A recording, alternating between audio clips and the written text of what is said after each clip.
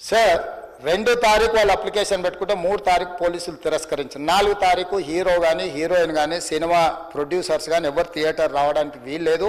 ఈ థియేటర్లో మేము సెక్యూరిటీ ఇవ్వలేము. ఈ థియేటర్కు ఉన్నది ఒకటే దారి.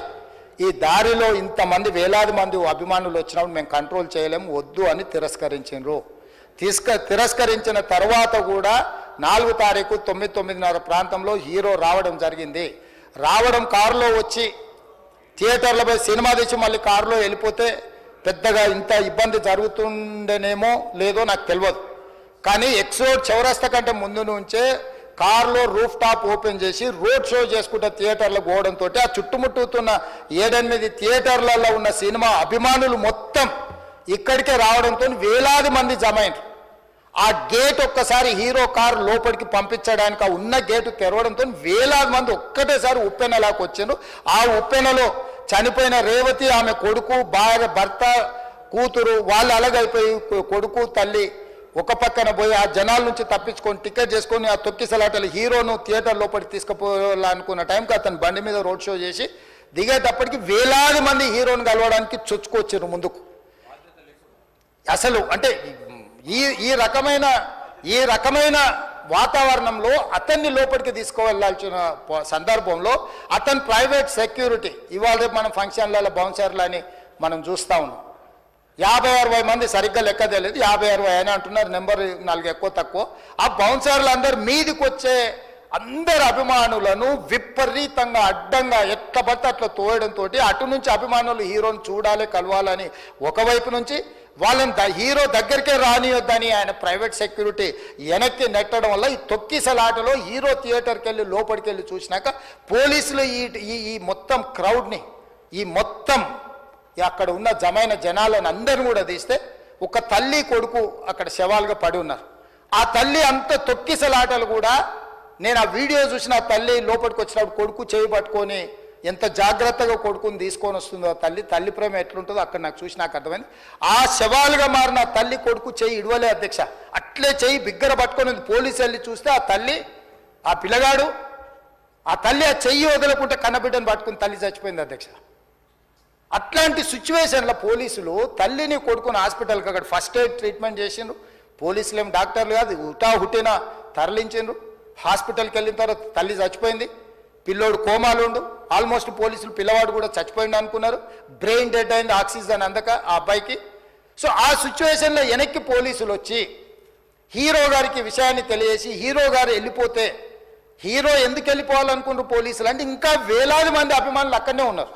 హీరో గారు థియేటర్లో కూర్చొని ఉండడం వల్ల సినీ ప్రముఖులు ఉండడం వల్ల ఈ బయట జమైన వేలాది మంది అభిమానులు అక్కడ నుంచి పోకుండా అక్కడనే ఉండడంగా థియేటర్ లోపల కూడా బాల్కనీలో టాప్ బాల్కనీలో హీరో కూర్చుంటే నేల కింది నుంచి పై వరకు వెనక్కి తొక్కుట పైకెక్కి హీరో చేతులు కలపాలని కోతులు ఎగబడ్డట్టు కోట మీదకి కోతులు ఎగబడ్డట్టు ఉల్టా పైకి తొక్కిసలాట జరిగింది అధ్యక్ష. థియేటర్ వాళ్ళు పోలీసులను హీరో దగ్గరికి వెళ్ళి చెప్పడానికి కూడా అనుమతి ఇవ్వకుండా థియేటర్ వాళ్ళు పోలీసులను బ్లాక్ చేశారు అధ్యక్ష.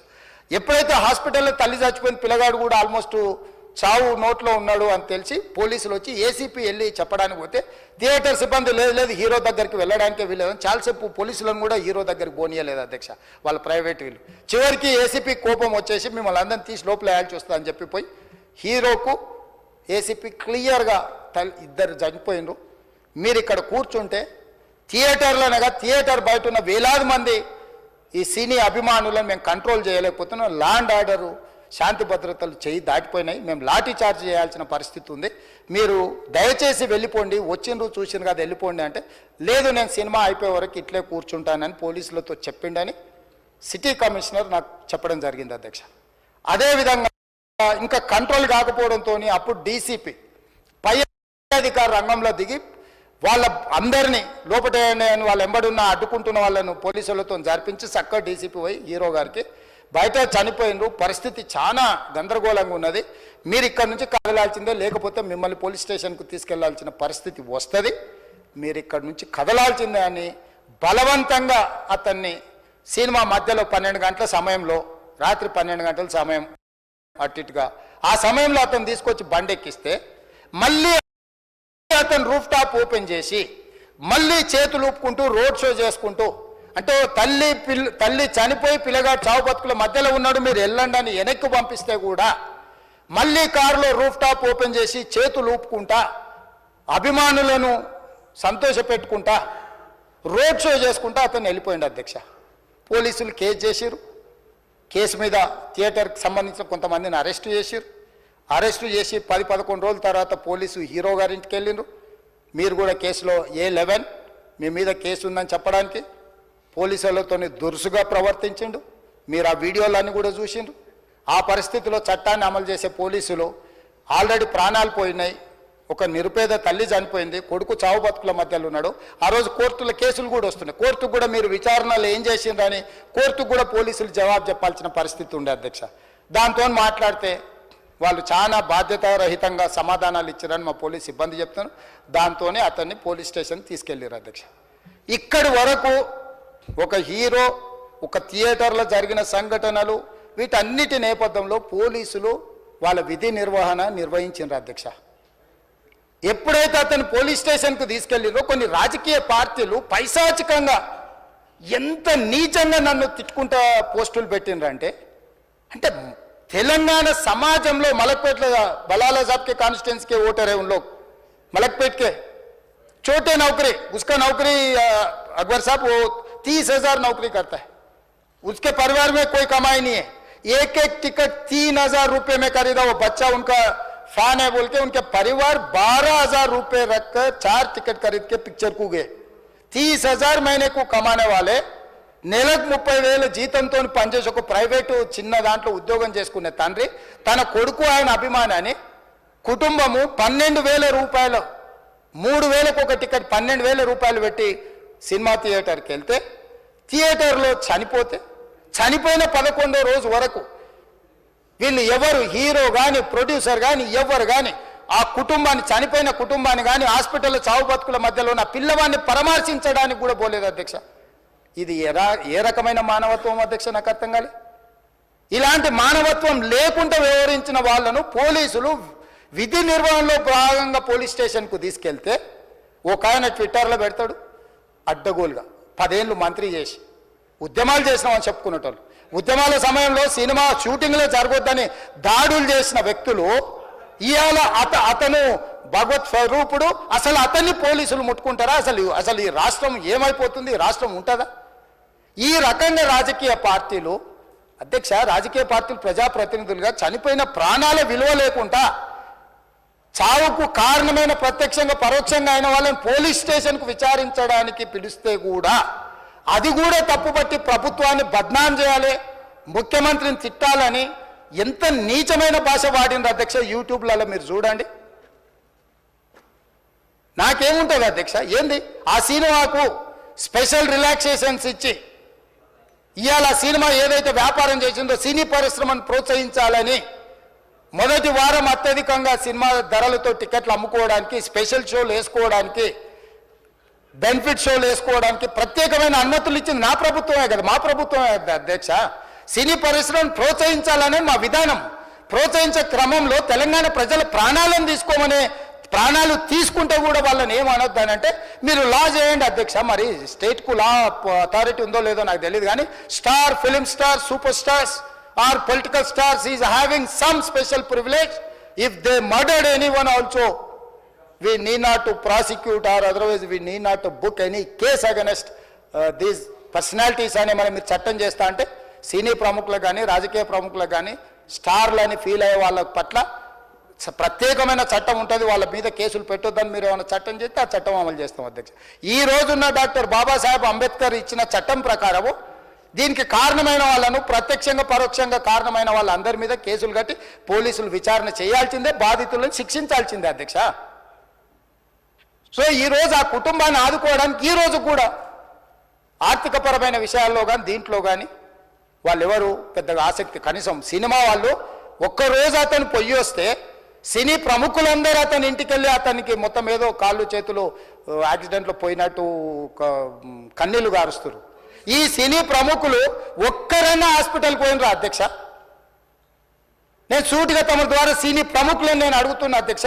తల్లి చనిపోయి 9 సంవత్సరాల పిల్లగాడు బ్రెయిన్ డెడ్ అయ్యి ఆక్సిజన్ అందక 20 రోజుల నుంచి హాస్పిటల్లో కోమాలో ఉంటే ఈ సినీ ప్రముఖులు ఒక్క రోజు కోసం పోలీస్ స్టేషన్ పోయిన ఇంటికాడ క్యూ కట్టి ప్రభుత్వాన్ని తిడుతుండ్రు, నన్ను తిడుతురు, అతన్ని పరామర్శిస్తున్నారు. ఏమైంది అధ్యక్ష? అతను కాలు పోయిందా, కన్ను పోయిందా, చేయి పోయిందా, ఏమైనా కిడ్నీలు దెబ్బతిన్నా, ఏమైంది? అతన్ని ఇంతమంది సినీ ప్రముఖులు పరామర్శించారు, కలిసిండ్రు, అభినందించారు. కానీ ఆ పిల్లగాన్ని కనీసమన్నా పరామర్శించడానికి సినీ ప్రముఖులు ముందుకు రాలేదంటే సినిమా ఇండస్ట్రీలో ఉన్న ప్రముఖులు ఏం ఆలోచన చేస్తుండ్రో, ఏం కోరుకుంటుండ్రో నాకైతే తెలియదు. 100% जो भी अकबरुद्दीन ओवैसी साहब ने जो मुद्दा उठाए, वो मुद्दा के लिए मैं ये बात कह रहा हूं, सचमुच बोल रहा हूं, ये शर्म की बात है. 20 दिन के बाद भी एक दिन के लिए उनको पुलिस स्टेशन को लेकर गए तो हाईकोर्ट भी इमीडिएट अजर्नमेंट मोशन, लंच मोशन ले लिए, उनका बेल भी दे दिए, सब कुछ है. आधी रात को 11-12 बजे अपने लोग बोल रहे थे जेल का दरवाजा खोलो, 12 बजे उनको छोड़ो. अरे भाई कहां है प्रोविजन? कहां से छोड़ू मैं? कोई मेरा घर का मामला नहीं है. मेरा घर का मामला है तो मेरा गेट निकाल के आने वाले जाने वाले को मैं बोल सकता हूं. जेल का दरवाजा मेरा हाथ में नहीं है, कानून के हिसाब से चलाने का है मेरे को. रात 12 बजे अरे वो फिल्म स्टार है उसको छोड़ दो. भाई अगला दिन मैं रहे तो ना फिल्म स्टार को छोड़ने के लिए. अगर आधी रात को 12 बजे किसी को जेल से छोड़ने का कोई लॉ है तो बोलो, मैं भी लागू करता हूं. तो इसीलिए ये इतने फिल्म स्टार कोई भी दवाखाने तक नहीं गया, छोटे बच्चे को नहीं देखा अकबर साहब. ये अफसोस की बात है, शर्म की बात है. सचमुच बोल रहा हूं मैं. अगर मैं वहां पर जाके देखने के लिए मैं पूरा स्टाफ और मेडिकल एंड हेल्थ सेक्रेटरी, मेरे कमिश्नर, सब टीम को मैं डिप्लॉय कर दिए. सीता और अपने कमीशन चेयरपर्सन सब लोगों को वहां भेज के मैं continuously I monitoring that boy health condition. So ये कैसे कहां जा रहे हैं हम लोग? भाई उन लोगों को जिम्मेदारी दी नहीं है, हम समझ भी सकते हैं, है नहीं है वो बात अलग है. मगर कुछ पॉलिटिकल पार्टीज 10-10, 20-20 साल जो रिप्रेजेंट किए, मंत्री किए, वो लोग मुझे गाली दे रहे हैं. उसके ऊपर कैसा केस लगाते हैं? वो मेरा दोस्त है.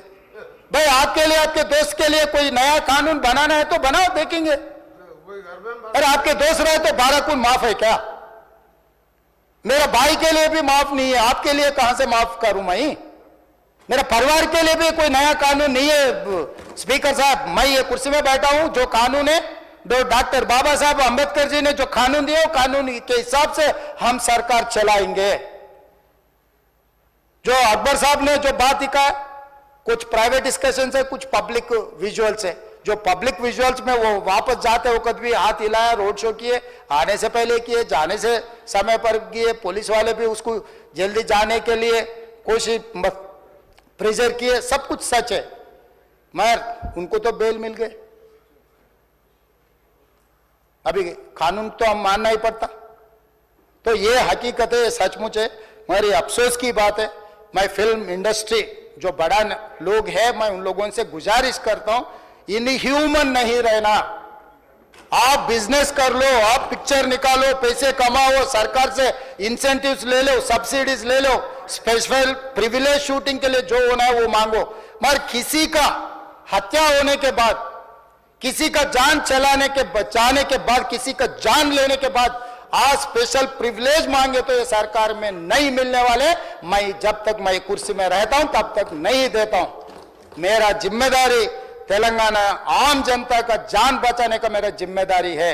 उन लोगों के लिए कोई भी तकलीफ दिए, उन लोगों को कांग्रेस सरकार ने, मेरे सरकार ने छोड़ने वाला नहीं है.